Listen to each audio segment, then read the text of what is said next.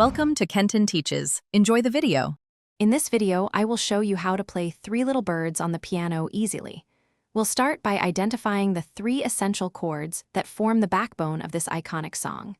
You'll learn a straightforward chord progression that repeats throughout, making it incredibly simple to grasp. We'll also establish a basic, steady rhythm for your left hand, setting a solid foundation for your playing. Get ready to make some music. Now, let's focus on the right hand and the catchy melody.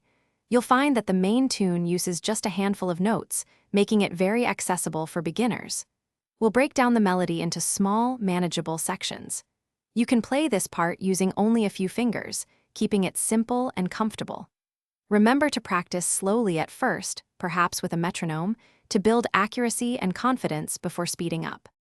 With both hands ready, it's time to bring them together.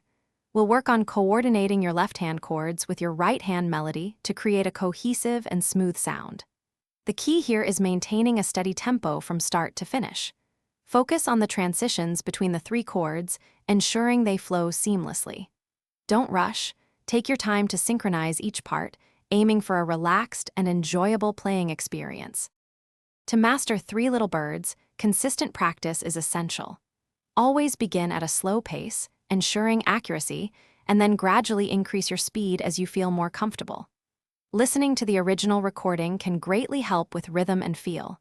Remember, the goal is to enjoy the process and the music you're creating. Soon, you'll be playing this uplifting reggae classic with ease and confidence for everyone to hear.